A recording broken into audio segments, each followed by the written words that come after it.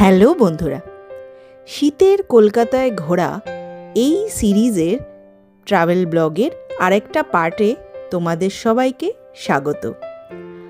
আজকের আমার গন্তব্য হলো খুবই স্পেশাল একটা জায়গা, সেটা হলো জোড়াসাঁকো ঠাকুরবাড়ি। এই জোড়াসাঁকো ঠাকুরবাড়ি আমার 2019-এ একবার ঘোরা রবীন্দ্র জয়ন্তীর দিনে, কিন্তু আজ আমি যাচ্ছি আমার বান্ধবী সোনিয়া আর তার ছানার সাথে। সো আজকের ঘোরাটা পুরোপুরি ডেডিকেটেড টু সোনিয়ার ছেলে রিও বাবু আর আমার বান্ধবী সোনিয়ার উদ্দেশ্যে। আজকের আমাদের যাত্রা শুরু হয়েছিল এমজি রোড মেট্রো স্টেশন থেকে। আমি দমদম থেকে এমজি রোডে এসে ওদের সাথে মিট করে নিয়েছিলাম।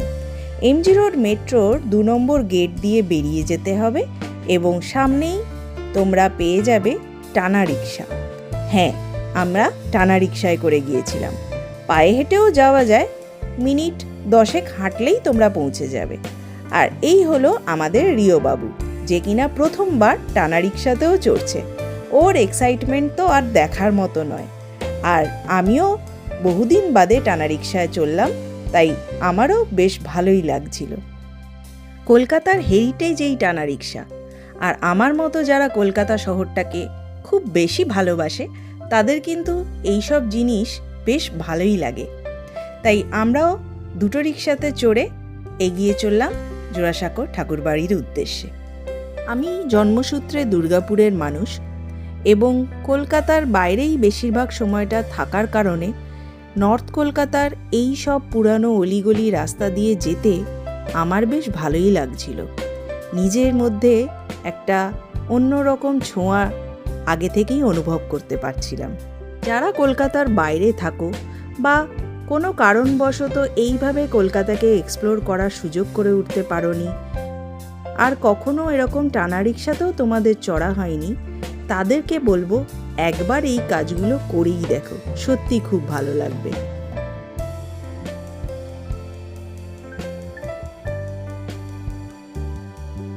পথ চলতে চলতেই আমরা ক্রস করে গেলাম মার্বেল প্যালেস আর সিদ্ধিবিনায়ক মন্দির। এই জায়গা দুটোতে আমরা ঠাকুরবাড়ি থেকে ফেরার পথে গিয়েছিলাম।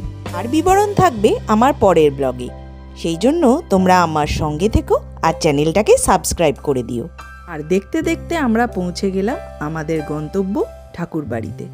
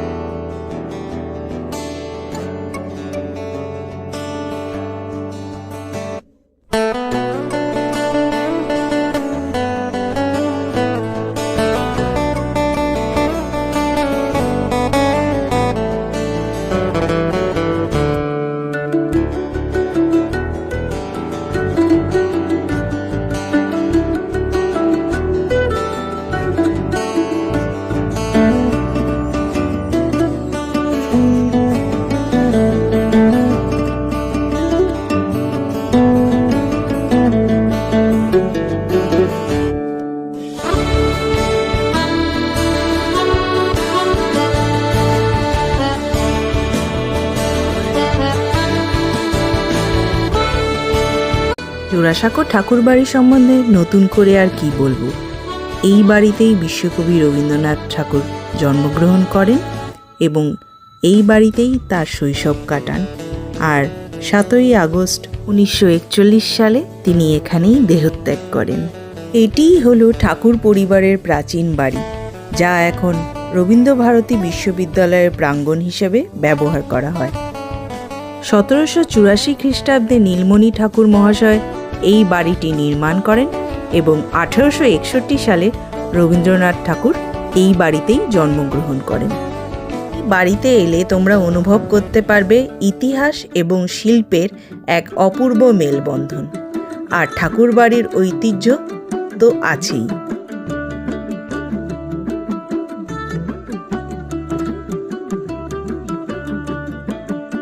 বলাই বাহুল্য, বাড়িটি এখন মিউজিয়াম হিসেবে ব্যবহৃত হয় এবং এইখানে রয়েছে রবীন্দ্রনাথের জীবনকালের বিভিন্ন নিদর্শন, তার লেখা কবিতা, তার বংশাবলী এবং ভারত তথা বিদেশে তিনি যে এতবার যাত্রা করেছেন তার বিভিন্ন নিদর্শন।